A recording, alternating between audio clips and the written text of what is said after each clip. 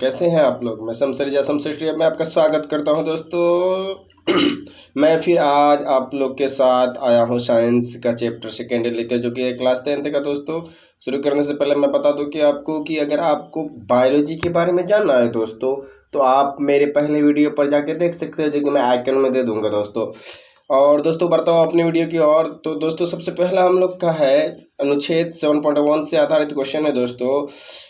प्रतिवर्ती क्रिया तथा टहलने के बीच का क्या अंतर है। दोस्तों प्रतिवर्ती क्रिया बिना हमारे सोच समझे बड़ी तीव्रता से समय होने वाली प्रक्रिया है दोस्तों, याद रखिए, क्रिया या प्रक्रिया बात बराबर है। जबकि टहलना एक ऐच्छिक प्रक्रिया है, क्रिया है दोस्तों। यानी हम जब टहलने को निकलते तो एक सोच, एक मेंटलिटी बना के निकलते हैं कि हमें टहलना है। क्या करना है? टहलना है। लेकिन प्रतिवर्ती क्रिया जो है वो ऑटोमेटिक होना है, उनको हर हाल में होना ही है। तो इसी के यही है दोनों के बीच का अंतर दोस्तों, आप देख सकते हैं। इसी तरह मेरा दूसरा क्वेश्चन है दोस्तों तंत्रिका कोशिकाओं, न्यूरॉन जिसको कहते हैं दोस्तों, न्यूरॉन याद रहे, के मध्य अंतर्गत सिनेप्स में क्या होता है। दोस्तों याद रहे, दो तंत्रिका कोशिका के मध्य अंतग्रंथ में विद्युत संकेत द्वारा कुछ रसायन छोड़े जाते हैं। क्या जाते हैं? विद्युत संकेतों द्वारा कुछ रसायन छोड़े जाते हैं, याद रहे दोस्तों, है ना। इस तरह मेरा तीसरा क्वेश्चन है दोस्तों, मस्तिष्क का कौन सा भाग शरीर की स्थिति तथा संतुलन का अनुरक्षण करता है। तो 2011 में पूछा गया था दोस्तों, याद रहे। तो यह है दोस्तों मस्तिष्क का अनुमस्तिष्क, याद रहे, भाग शरीर की स्थिति तथा संतुलन को अनुरक्षण करता है। इसी तरह मेरा अगला क्वेश्चन है दोस्तों, जो कि 4, हम एक अगरबत्ती की गंध का पता कैसे लगाते हैं।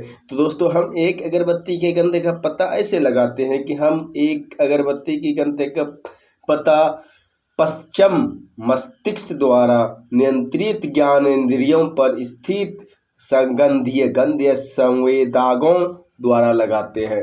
याद रहे दोस्तों, ये हमारी ज्ञान इंद्रियां जो है ना, बहुत काम की चीज़ है। अच्छा, एक क्वेश्चन है मेरा आप लोग के लिए, जो कि आप हमको कमेंट सेक्शन में बताएंगे। मनुष्य के शरीर में कितनी ज्ञान इंद्रियां को मुख्य भाग से ले, जिसको सेंस ऑफ ऑर्गेन्स कहते हैं दोस्तों इंग्लिश में, तो वो कितना है? इंटरनल कितना, एक्सटर्नल कितना? ये क्वेश्चन है आप लोग कमेंट में हमें बताएंगे दोस्तों। तो इसी तरह मेरा 5वां क्वेश्चन है दोस्तों, परिवर्ती प्रक्रिया में मस्तिष्क की क्या भूमिका है। तो दोस्तों परिवर्ती प्रक्रिया में किसी क्रिया की विपरीत तीव्रता गति से समय होने वाली क्रिया है। इसमें हमें कुछ सोचने समझने की आवश्यकता नहीं पड़ती है। प्रतिवर्ती क्रिया में मस्तिष्क की कोई प्रत्यक्ष भूमिका नहीं होती है। याद रहे दोस्तों, ये क्रियाएं मेरुज्य द्वारा नियंत्रित होती है तथा इसके पश्चात सूचनाएं मस्तिष्क को भेजी जाती है। इसी तरह 7.2 से आधारित क्वेश्चन है दोस्तों अनुच्छेद। तो पादप हार्मोन क्या है। दोस्तों याद रहे, पादप हार्मोन बहुत सारे रसायन पौधे की वृद्धि में सहायता प्रदान करते हैं। क्या करते हैं? प्रदान करते हैं। ये रासायनिक ही हार्मोन कहलाते हैं। इन्हें फाइटो हार्मोन भी कहते हैं। उदाहरण ऑक्सीजन, जिबरेलियन, साइटोकाइन इत्यादि है दोस्तों, याद रहे। तो इसी तरह मेरा अगला क्वेश्चन है दोस्तों अनुच्छेद 7.2 का, छुई मुई पादप की पत्तियों को गति प्रकाश की और परोह की गति से किस प्रकार विभिन्न है। तो याद रहे, छुई मुई पादप की पत्तियों की गति दसित नहीं होती है, अर्थात यह किसी भी दिशा में हो सकती है। जबकि प्रकाश की ओर परोह की गति प्रकाशानुवर्ती होती है, अर्थात यह प्रकाश स्रोत की दिशा की ओर होती है। इसी तरह मेरा अगला क्वेश्चन है दोस्तों, एक पादप हार्मोन का उदाहरण दीजिए जो वृद्धि को बढ़ाता है। तो याद रहे, ऑक्सीजन हार्मोन पादपों को वृद्धि को बढ़ाता है। इसी तरह मेरा अगला क्वेश्चन है दोस्तों कि किसी सहारे के चारों एक प्रदान की वृद्धि में ऑक्सीजन की क्रिया सहायक है। प्रदान छूने की प्रवृत्ति संवेदित होती है, अर्थात जब ये सहारे से छूते हैं तो ऑक्सीजन हार्मोन इन्हें सहारे से दूर दूसरी दिशा में वृद्धित करने को प्रेरित करता है। इसी प्रकार परतान का यह भाग तेजी से वृद्धि करता है और सहारे के चारों ओर गोलाकार में वृद्धि करते हुए ऊपर चढ़ जाता है। इसी तरह दोस्तों अगला हम लोग का जलानुवर्तन दर्शन के लिए एक प्रयोग की अभी कल्पना कीजिए। याद रहे जलानुवर्तन दर्शनों के लिए प्रयोग में प्रमुख चरण निम्नलिखित हैं। एक बीकर में थोड़ी सी मृदा डालिए। फिर क्या करना है दोस्तों, देखिएगा इसको। इस मृदा को एक प्लास्टिक शीट के प्रयोग करते हुए बीच से 2 भागों में बांट दीजिए। आधे भाग को मृदा में डाल दीजिए। कुछ मृदा को कुछ बीज डाल दीजिए। मृदा में क्या था, बीज डाल देना है। कुछ दिन बाद पौधे निकलने प्रारंभ हो जाएंगे। नम मृदा हम देखते हैं कि इन पौधे को जड़ें नम मृदा की सूखी मृदा की ओर जाती है।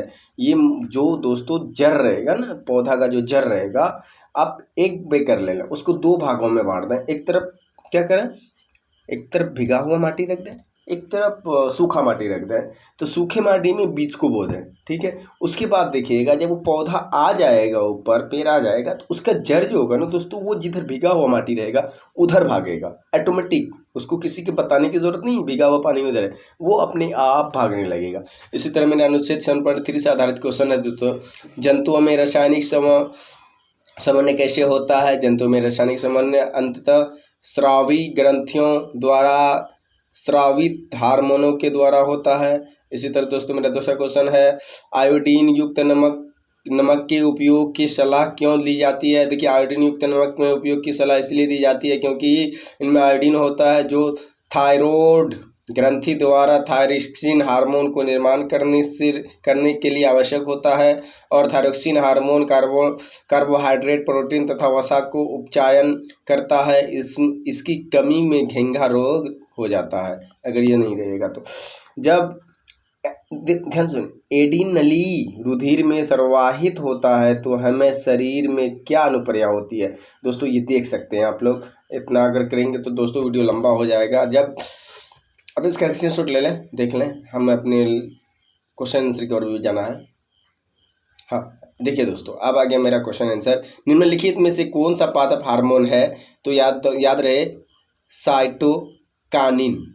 क्या, काइनिन, साइटोकाइनिन। इस तरह मेरा दूसरा क्वेश्चन है, 2 तंत्रिका कोशिकाओं के मध्य खाली स्थानों को कहते हैं, क्या कहते हैं, सिनेप्स कहते हैं। मस्तिष्क से उदाहरणीय है, क्या है दोस्तों, उपयुक्त सभी है, सोचने के लिए, हृदय संपादन के लिए, शरीर की संतुलन बनाए रखने के लिए उपयुक्त सभी, तो उपयुक्त सभी होगा। हमारे शरीर में ग्रंथि का क्या कार्य है, ऐसे स्थिति में विचार कीजिए कि जहाँ ग्राही उचित प्रकार के कार्य नहीं कर रहे हैं वो समय उत्पन्न हो सकती है।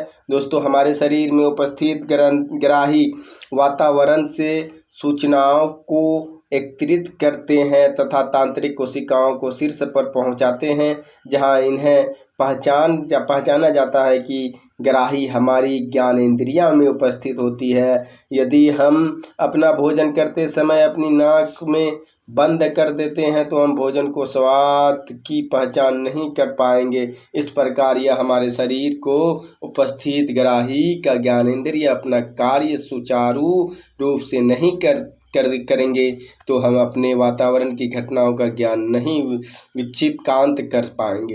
इसी तरह दोस्तों, एक तांत्रिक कोशिका न्यूरॉन की वृक्षिका संरचना बनाए तथा इसके कार्य को तंत्रिक्षक वर्णन कीजिए।